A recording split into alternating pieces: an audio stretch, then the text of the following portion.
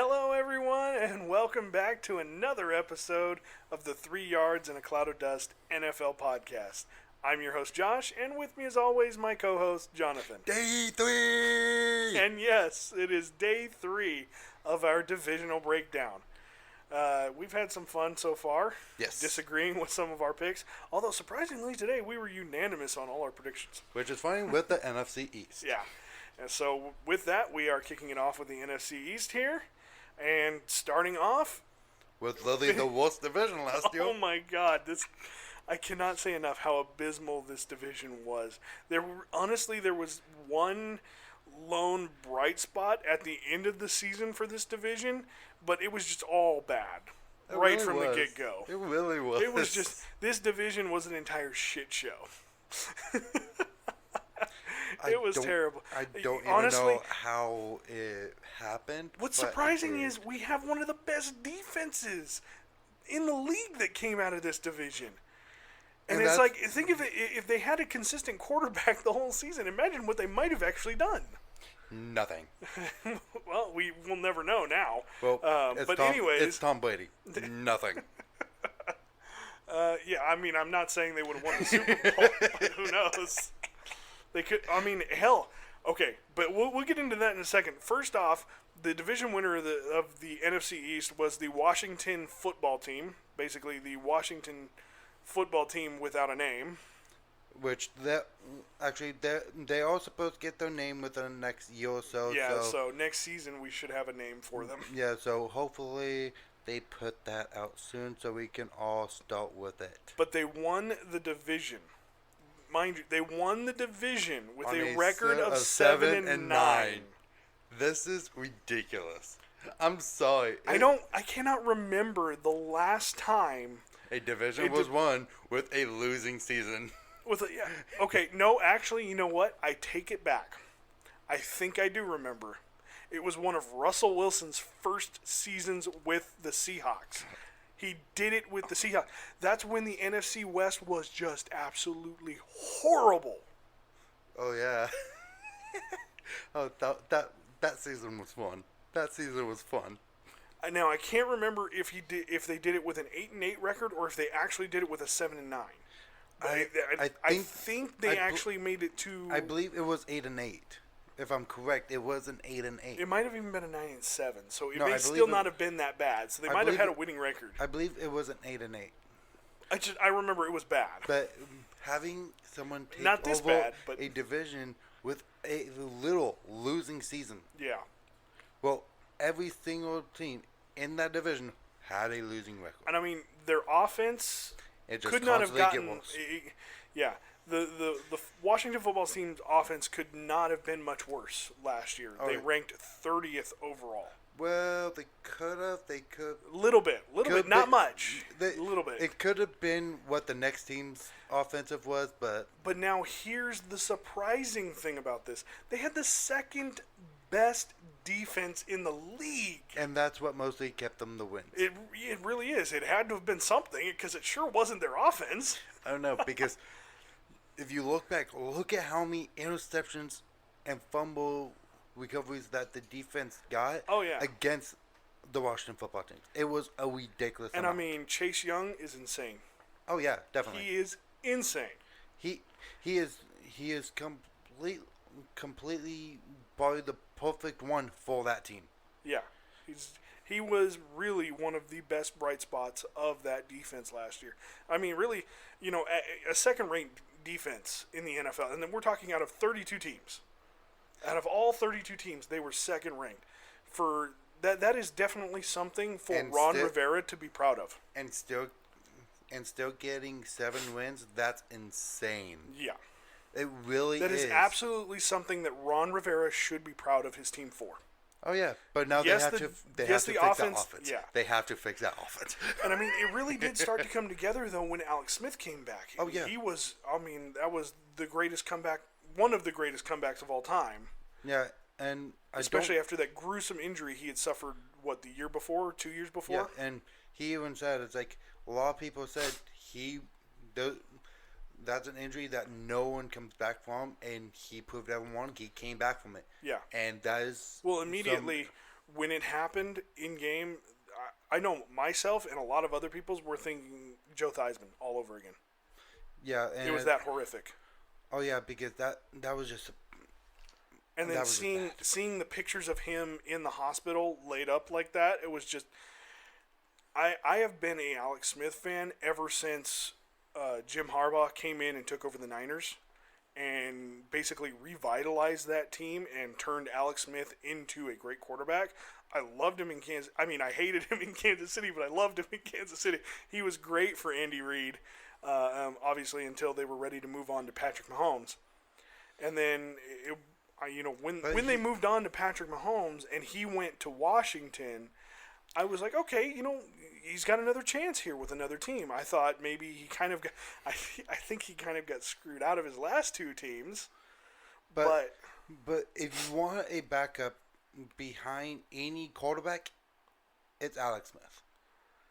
I mean, yeah, I still think he's got a lot left that he could. Obviously, he doesn't think that because he retired after last season. Yeah, but I guarantee you, it's like, I wouldn't be surprised if a team called him, hey, do you want to come be the QB I think he's coach? Done. I mean, like the QB coach. Maybe in a couple years. Maybe in a couple years. I was like, coming back as a QB. I'm drawing a blank. I could honestly. Influential. There we go. Yeah, I could even see him being maybe an assistant offensive coordinator within the next 5 to 6 years. Yeah. And then maybe even an offensive coordinator or a quarterback coach here within the next 10. So I don't think he's done with football unless he says he's done with football. I think he just wants to spend some time with his family right now. Oh, yeah, especially after everything that happened with that injury. Now, however, one thing that the Washington football team did go out and do this season is they brought in journeyman quarterback Ryan Fitzpatrick to take over as the number one. Which is not a bad move. It's like he's had success. He's had success. It's like with the Dolphins, he was basically done with the Dolphins. Dolphins will wait to get ties with him anyway, so they're like, yeah, you can head over. But unfortunately, I don't think it's going to translate super much because he, as much success Ryan Fitzpatrick has had, he's also had pretty much an equal amount of failure. He's not the greatest quarterback in the world. He's definitely not the worst, but he's a decent starter that can help other quarterbacks. Honestly, unfortunately, my whole thing is though, I think he's better than, say, somebody like Sam Darnold or even Cam Newton. But without a doubt, I think he's worse than Derek Carr. You saw what Cam Newton did to his hair after he went to the Patriots. Yeah. That said something about his play style.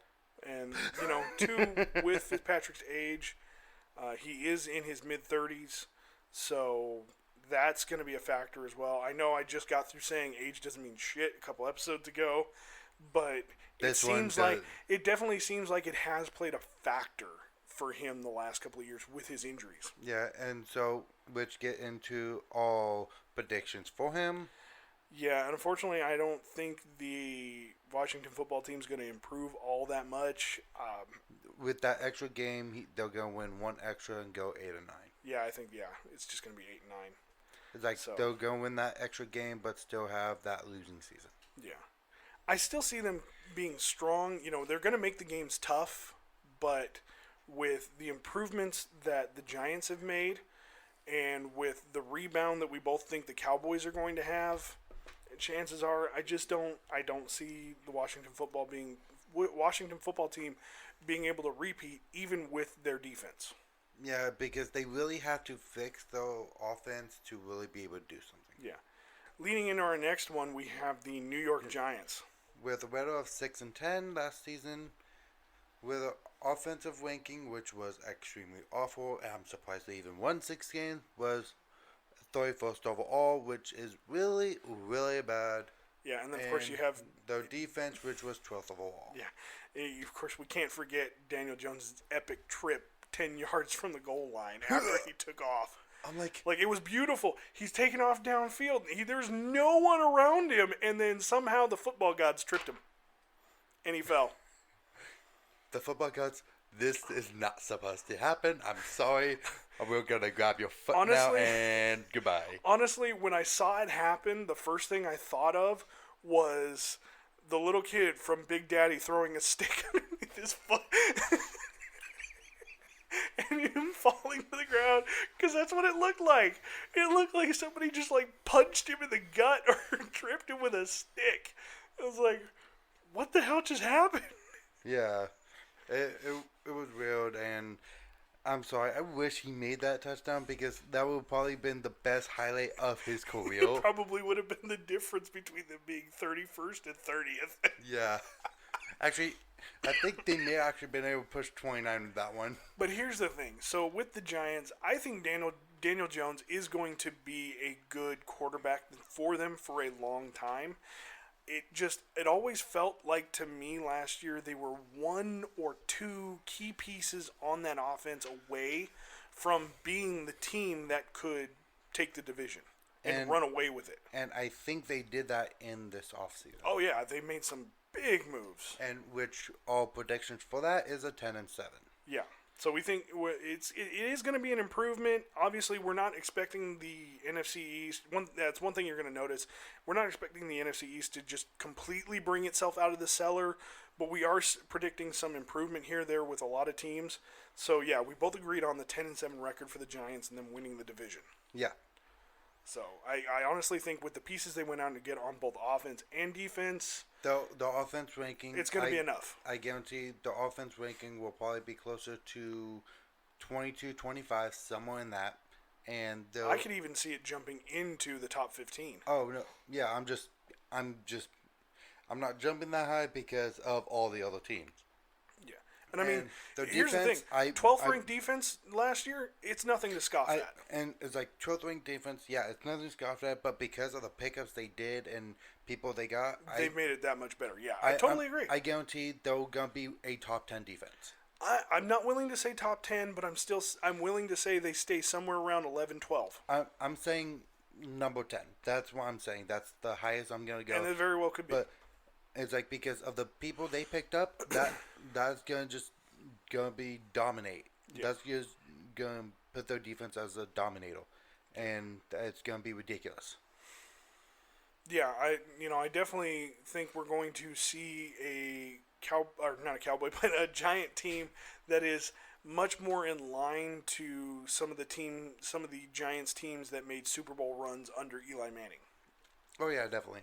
So I'm not saying they're going to get to the Super Bowl, but I'm definitely saying playoffs and a good game in playoffs. Yeah. Next up, we have the Dallas Cowboys in third place with a record of 6-10. The offensive ranking of 14th, defensive ranking of 23rd. Now, obviously, they were without Dak Prescott for a majority of the season. I want to say 2/3 of the season. And then Andy Dalton did not really do all that much. Oh, no. So, we hope for an improvement now that Dak's back. Yeah. They did make some moves on defense. Don't really know how that's going to play out. Obviously, they picked up Aldon Smith. Well, they let go Aldon Smith. They let go the Aldon Smith, and they picked up a few other key pieces for their defense that could help them. On paper, it says they help them, but we really have to watch and see, and that's really the only reason why we go into the offense and defense ranks will, because that will change depending on how they play. Yeah. We both agreed that they're probably going to be somewhere around 9-8. Definitely. Yeah. So we do think they're going to be good enough to rebound from that losing season and have at least a winning season. I don't think it's going to be enough to win the divisions. Maybe get a wild card depending on how everything else plays out. Yeah, I don't think they're going to get the wild card. I think they're going to be like a game short from it. I think they have the ability to, at the very least, win 8 games.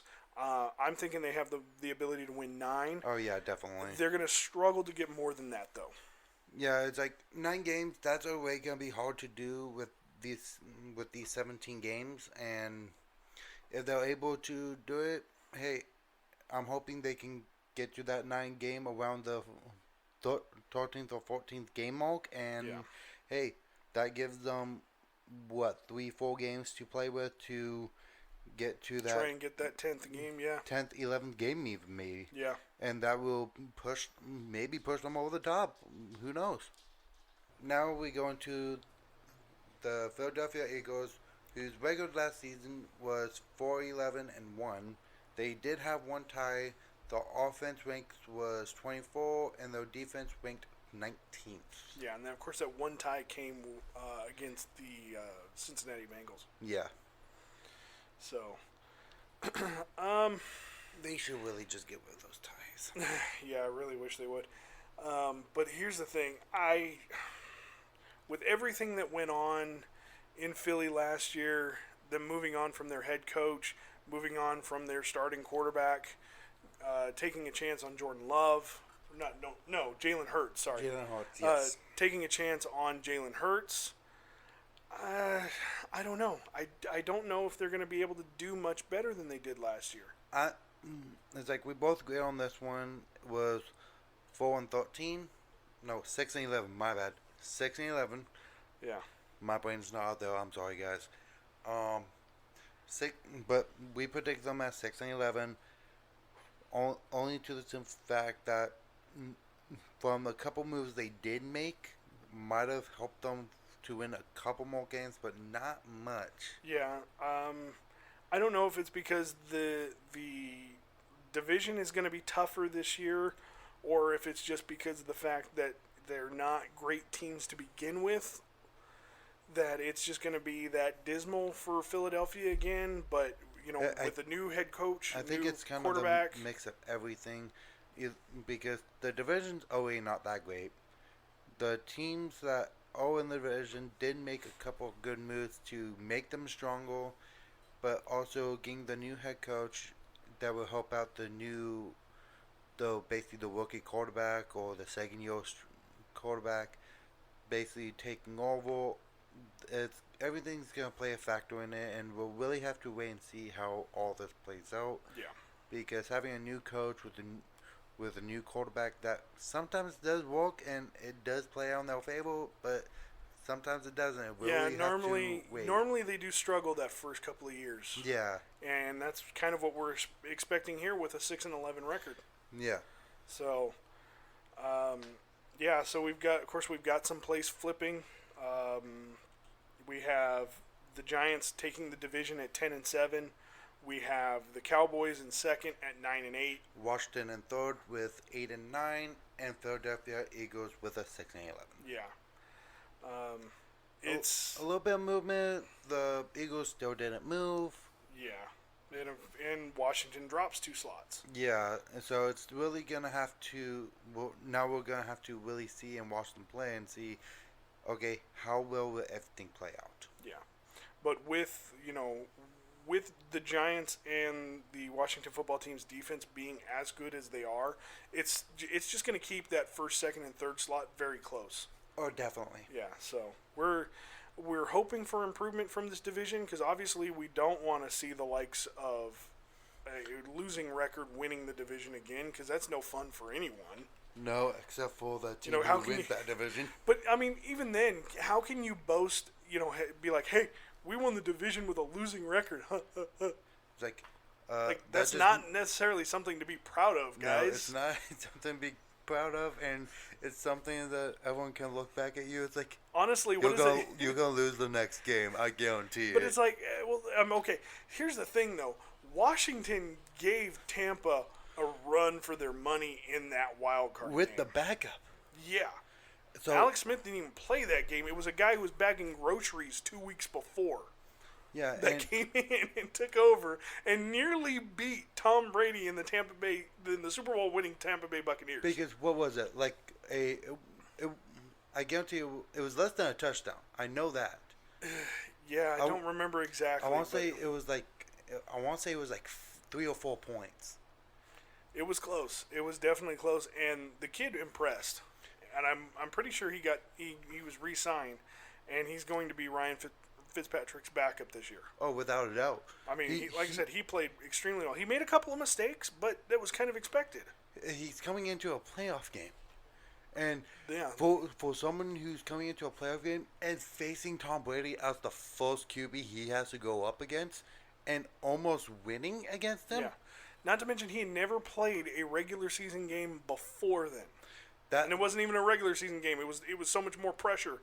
Yeah, and for him to come out and play like he did and be able to almost take down. He looked like he'd been doing it for the last 10 years. Yeah, it was like I said, really incredible. Outside of a couple of rookie mistakes that he made, he looked good. He looked like he was ready for that. He took the pressure on and ran with it, literally. Yeah, it's definitely going to help him. It's going to help the team. It's going to help everybody. Yeah. And a competitive NFC East is good for everyone. Yep. Because nobody wants to see the Cowboys win. Actually, I do because it's my brother's team, but I want to see is a Cowboys Dolphins and Dolphins takeover. I really do. Yeah. And then I can have bragging rights over my brother. Yeah. But that's it for the NFC East. We thank you for joining us on day 3 of our divisional breakdown. We hope you'll return tomorrow for day 4. For NFC West. Yep. Which one of the strongest divisions in the league. Which I cannot wait to go over because it is going to be insane. We did have a couple conflicts in it, and it's going to be fun. Yeah. So, we hope you join us tomorrow. Till then, we'll see you later. Bye, guys.